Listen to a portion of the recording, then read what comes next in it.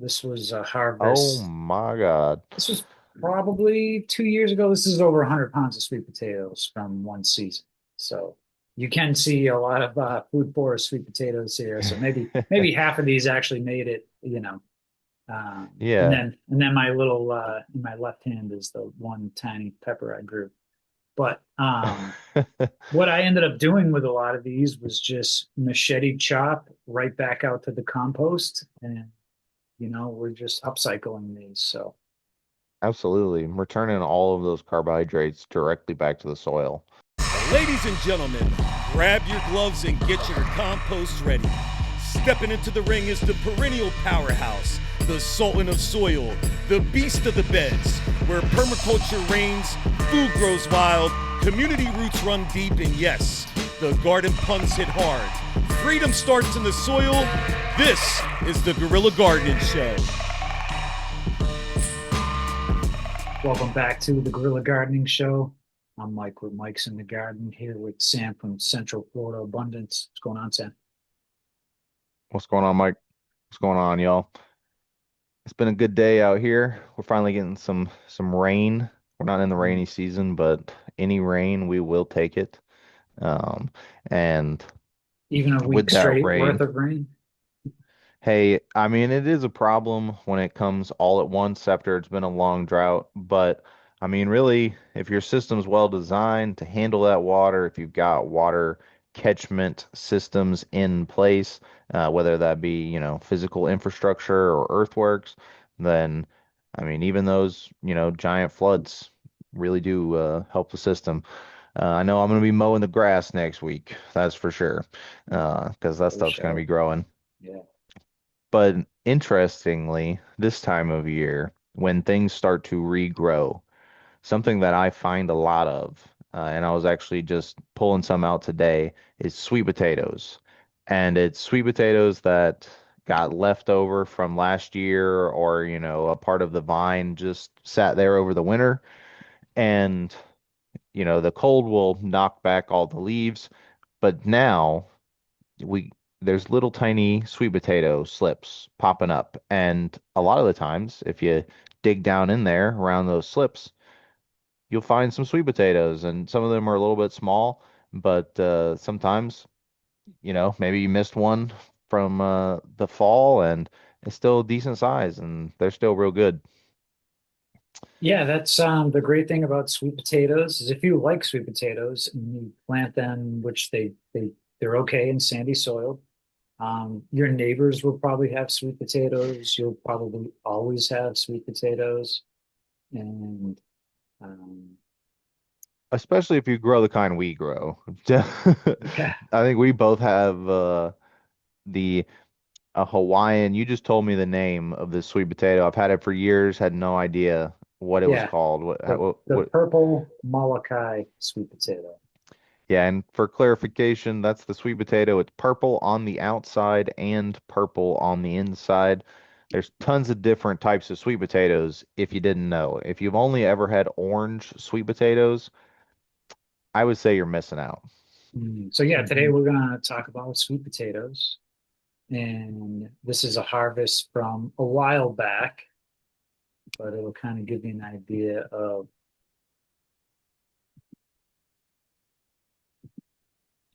Sweet potatoes are usually one of the first things that I end up putting into into my young systems. Oh my God. Now these look like some food forest sweet potatoes right here.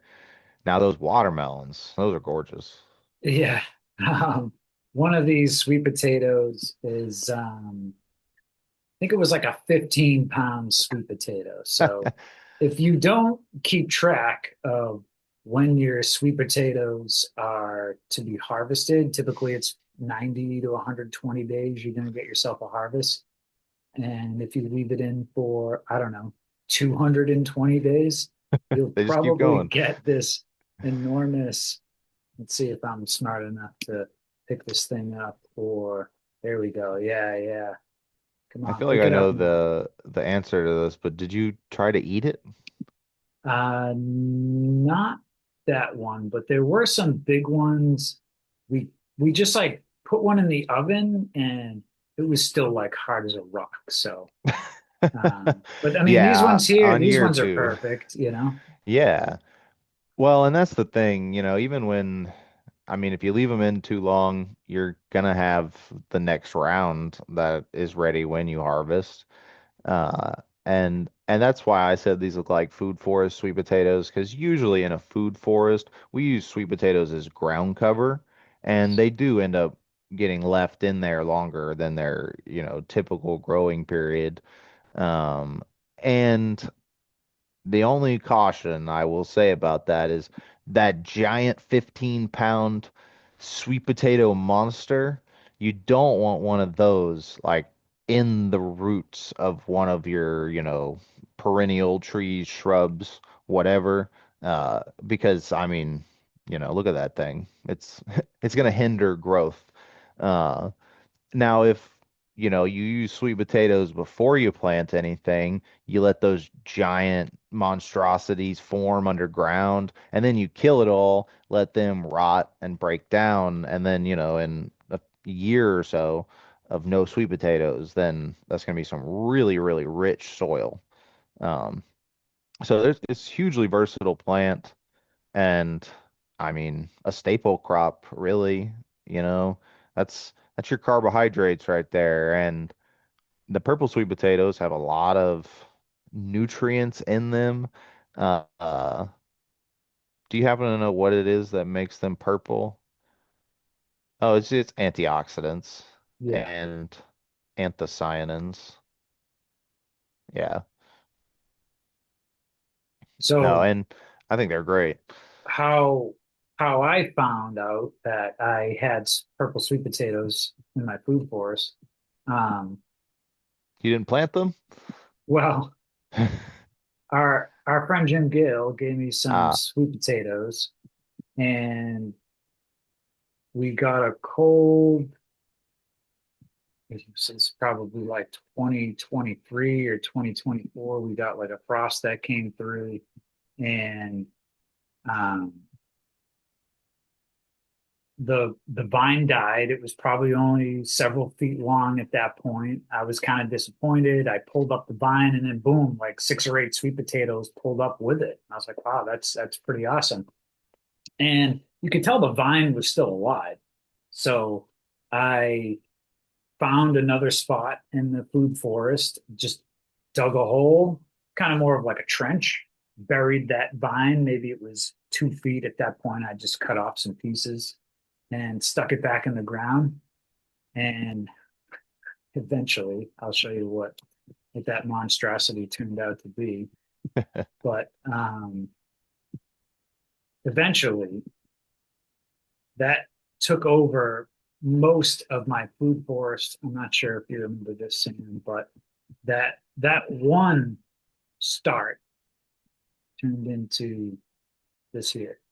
So um, there's a few other things mixed in here, but primarily, like you said, all this ground cover, all the way in the back, all around these beds, is this purple Molokai sweet potato, which the leaves are delicious as well. So don't that's true. forget, Yeah. eat the leaves. I've eaten them raw. They actually taste pretty sweet raw. You could saute them up, and they taste pretty good as well. But yeah, I mean, look at And it's this. really like it's one of the best greens you can grow in the summer here in Florida. You grow sweet potato leaves, it's basically like having fresh lettuce because they are really good raw. Yeah, I mean, just everywhere. Now, So so this is a good point to talk about propagation. And so you're talking to us about how you propagated this. You took a piece of the vine, a living part of the vine, and buried it in soil. And then that led to all this, which seems pretty effective. Have there been, have you tried any other propagation techniques with the sweet potatoes? yes, actually, so they're going to, get eyes on them. If you just like a regular potato will start to grow some eyes. So if you leave it, in a paper bag or, just kind of leave it to start doing its thing, um, you're gonna get, let's see here. Yeah, you'll get the little shoots. Yeah. I like to even accelerate that process when I'm intentionally trying to do it at least. And you can put the potato itself in some water or in some Yes. soil. And then exactly, it'll do just this. Um, and you don't have to plant the whole potato at this point. You can just break the slips off.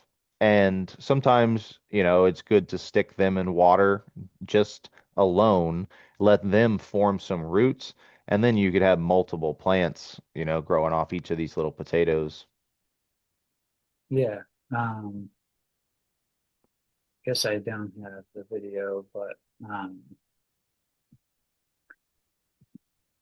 yeah, that's exactly what I did with these. Once we started getting these slips here, too many videos. That's what's coming in. There's too many sweet potatoes. That is usually a problem that you will encounter if you're growing sweet potatoes. You will come across that day will come and you'll be like, there's too many sweet potatoes. But, Yeah, you know, it's a quick reset, really. You go through, rip some vines out, rip the tubers out, and they're all gone until, 6 months later. yeah, and I do have an interesting video we can share towards the end here, but um, this you just cut that off right there, stick it in some water. It'll start to get some roots. Once it has some roots, I mean, you could probably leave it in water for a week or two. It'll get some really nice roots going. Stick that in the ground, bury it. I mean, you can pretty much bury it right up to the bottom of the leaves. Sweet potatoes are extremely resilient, so I mean, you could probably even just cut this off and stick it right in the ground. And as long as it has enough water, Yeah, it'll probably just start putting roots out on its own. Um, that is the main thing. Yeah, it's the water. And that's why I let them grow roots first because I am a lazy waterer. Uh, and I want them to have the best chance.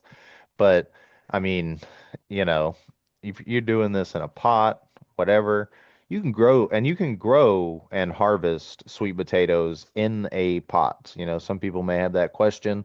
I would usually recommend doing at least like a 10-gallon pot to give you enough space because the sweet potatoes can get large. And like Mike said earlier, one vine, when you pull that up, is going to have several sweet potatoes, at the bottom of that vine. Um, and, if they are in the ground, they can root along the vines while they're growing and form sweet potatoes along that vine. But if you're harvesting them, you know, once a year, then most of your sweet potatoes are going to be in at the base of where you planted the vine. But, if you leave it there forever, it's a food forest sweet potato ground cover, then all along that vine, you're going to find little tubers uh, forming. and I want to share this because this is some experience here as well. This was a video we just saw, but back in this corner here, this is all growing out of a bucket. So this is like a storage bin essentially, and probably took a couple months, but it gave me a ton of sweet potatoes. Now here's some experience talking. Um, buckets, 10-gallon buckets. I've grown them in like 5-gallon buckets as well. If you don't put anything to separate it from the bucket and the ground, it will Mm, just grow right through the bottom of that bucket, right into the ground.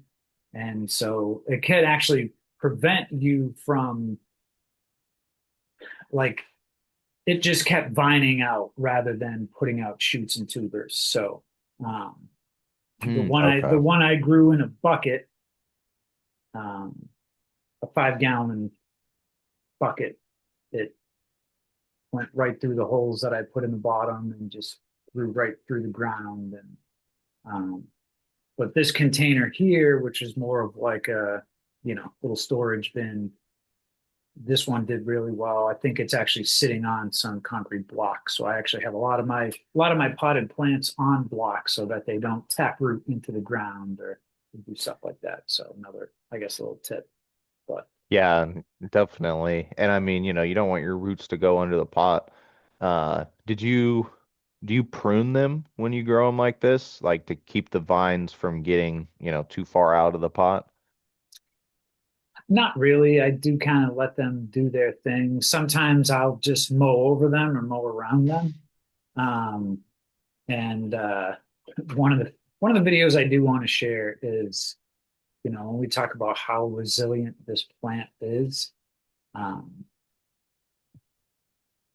you need a really strong lawnmower because these, Oh, those vines, yeah. yeah, I was like, hey, I'm gonna mulch up a bunch of sweet potatoes, and You that thought. way, so I thought, yeah, that way I'll take all these sweet potatoes I have in my garden here, the vines and the leaves won't go to waste. And, I'll be the super smart guy who mulches up all this sweet potato. And we all love time lapse videos. So here's a quick little time lapse video of my attempt at taking sweet potatoes. You were set up too. You're like, this is gonna go great. It's gonna make an awesome video. Oh yeah, yep, the whole Oh nine. God. And I said, can't wait to spread this around. I'm gonna hit I'm it just with the mower. I'm crossing my fingers that your lawnmower survives this. The lawnmower did survive. Spoiler, the lawnmower did survive. And I mean, it looks like it's doing something, but honestly, It's just I like just flattening them yeah, I out. just I just checked the bag there, checked the bag again, and I mean, it didn't do much. I don't even think I filled up a whole bag here. And Hey, it looks great where it is. You probably yeah, got some sweet potatoes there now. I mean this it it really didn't do much. And um so maybe your wood chipper would be better than this lawn mowing, but I don't know. The vines would probably get wrapped up in the blade. Honestly, they're so true. soft. Yeah, yeah, yeah. Yeah, I don't have a good solution for mulching sweet potato vines. I mean, really, I just, you know, to be completely honest, everywhere I've tried to mulch sweet potato vines, there are now sweet potatoes growing because, Mm. that's just it That's what didn't they did. work. Yeah. Yeah. And we've been hyping up how easy they are to grow. I have seen and had several experiences where you plant them, you plant them, you plant them, just dead. Usually it's going to be water. If they're just not getting enough water, if the soil doesn't have enough organic matter to hold moisture and you don't have enough time to water them every, hour, uh, then what can really help is shade.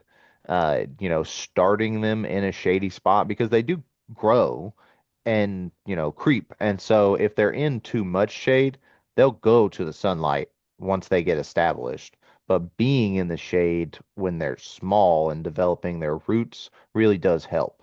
So, it's not really a full sun plant unless, you already have decent enough, wet enough conditions for it. Um, so don't get discouraged if you have not had an invasive experience with sweet potatoes yet.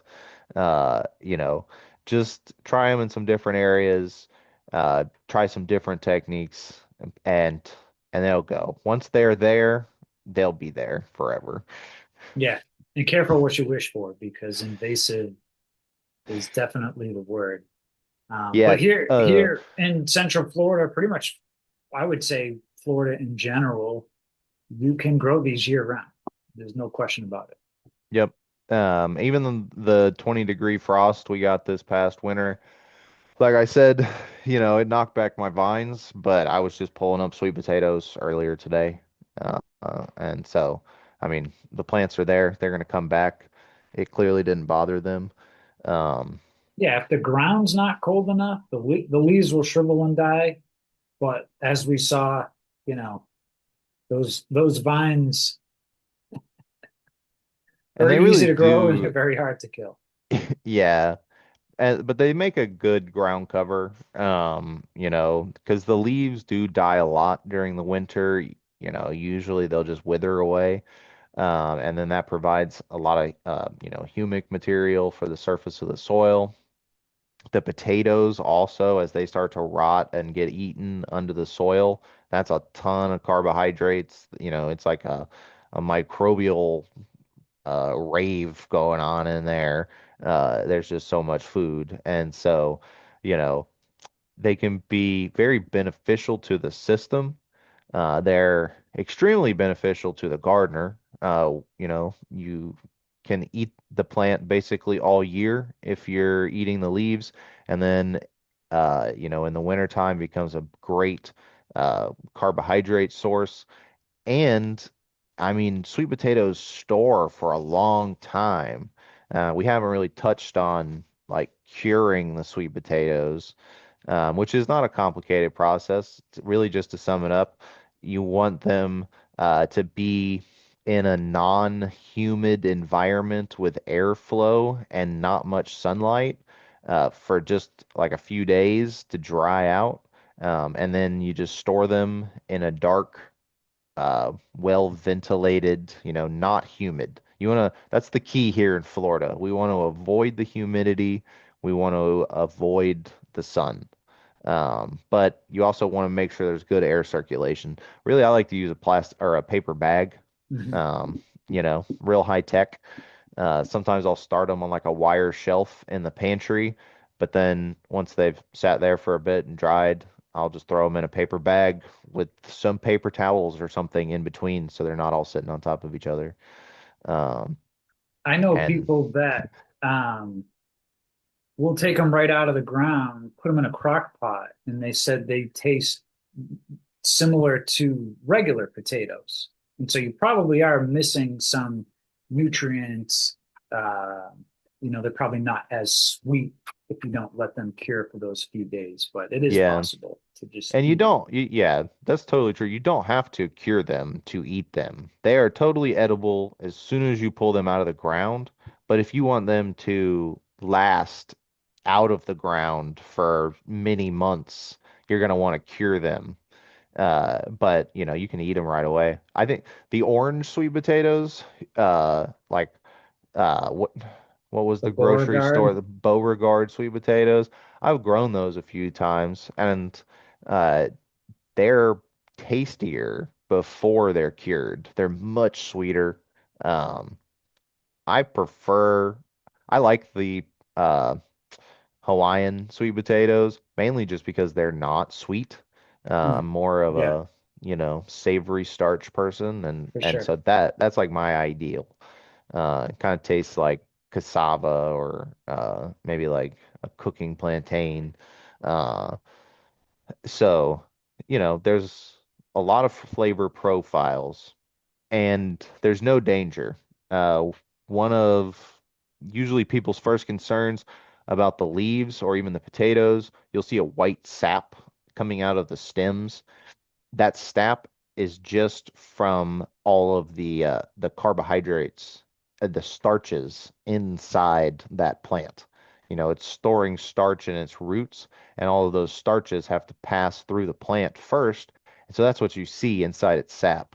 It's not any sort of like latex that we would see from like the mulberries or some of the other plants we deal with.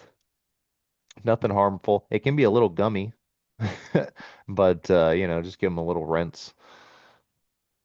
All right, I've got a photo to share.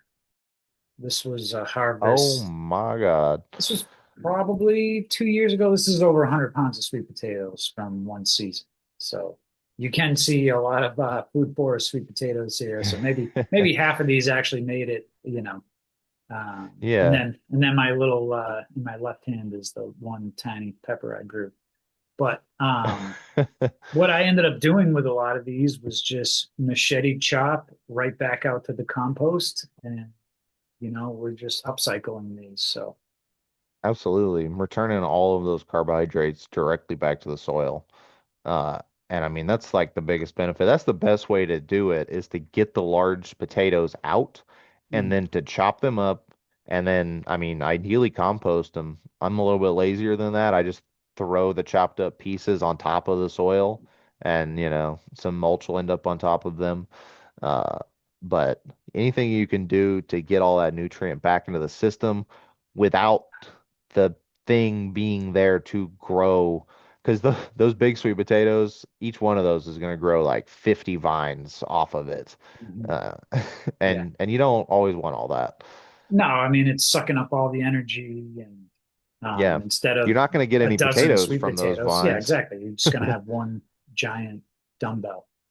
Do you ever give your chickens any sweet potatoes? I've tried. They don't seem to care about them. Okay, I didn't think Maybe so. the Yeah, orange ones that are sweeter. Chickens really, they want protein and they want liquid. And so they love, berries. They like leaves, but like, radishes, uh, beets, turnips, I mean, they don't really seem to care. okay, interesting. Now the leaves, actually, I will say they do enjoy the leaves. I'll take in the summer when it's like really pumping and the sweet potatoes just are out of control. I'll rip vines out and then just throw them in the coop and then they'll go and shred them.